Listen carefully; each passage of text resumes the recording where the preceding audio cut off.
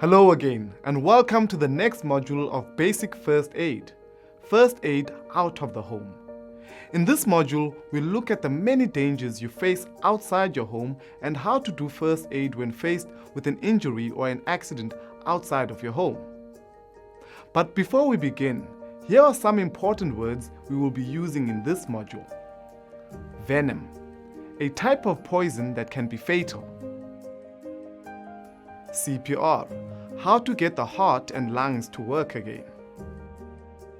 Seizure, a sudden attack or fit. In the last module, we learned that there are many dangers in the home, but there are many more just outside of the home. Today, we'll look at some of these dangers in detail. Bites. These can be caused by a dog or insect and can cause serious harm. Breaks. Minor breaks happen daily, but more serious ones can be fatal. Drowning. Being without air for just 4 minutes can cause brain damage. Conditions like epilepsy, a stroke, or a heart attack. These are not caused by an accident, but if not treated right, can cause serious long-term damage. The World Health Organization says 9% of all deaths in South Africa are accidental. So it's important to know the dangers out there and what to do when you're faced with one outside of the home. Here is some useful information and skills that you can use. With all of them, you should try to keep the person calm. To do this, use the ABC method. A. Assure that everything is going to be okay. B. Breathe slowly and deeply. And C. Count to 10. First, let's look at bites. These can be caused by dogs or insects. They can also carry disease like rabies and even venom. If you're helping someone who has been bitten, first wash the bite area with water, then pat dry with a cloth and cover. If you have a first aid kit, you can use bandages. If there is bleeding, hold the wound up and put pressure on it to stop the bleeding, then cover it. Remember, you must call for help right away. If it's a snake or a spider bite, lie the person down and ask them not to move. Put pressure on and around the bite. This will help stop any venom from spreading. Now wait calmly for help to arrive. Breaks. These can be either minor or serious. For minor breaks, keep the person still and support the injury.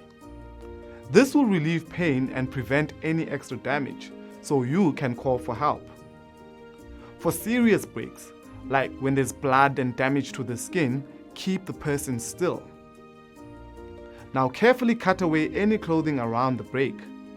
If there is bleeding, put pressure on it. If the bone has gone through the skin, do not touch it, only support it, then call for help. Drowning. If someone is drowning or is in trouble in the water, you must get them out. Once the person is out of the water, check their breathing. If they're not breathing normally, you need to do CPR. Remember, first lie the person down and move their head back. Now, push down hard in the middle of their chest. Repeat this action until help arrives. Turn the person's head to the side so any extra water can come out. Keep them warm until help arrives. As we've seen up until now, most injuries are caused by accidents. But in some cases, an injury isn't caused by an accident, it's a medical condition made worse by something.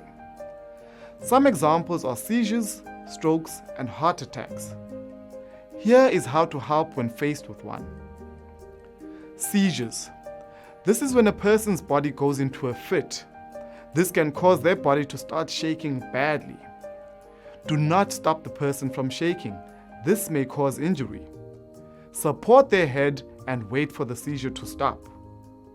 Roll them onto their side and move their head back. If the seizure is very bad, call for help. Stroke. This happens where there is not enough blood in the brain. This causes the person to respond slowly. If you think someone is having a stroke, think of the word fast. F. Face. Is their face lazy on one side? A. Arms. Can they lift both arms? S. Speech. Can they speak normally? T. Time. Time to call for help. Heart attack. This is when a person's heart doesn't get enough air and causes very strong chest pains. It can also spread to the arms, neck, and jaw. If you think someone is having a heart attack, help the person sit down and call for help right away.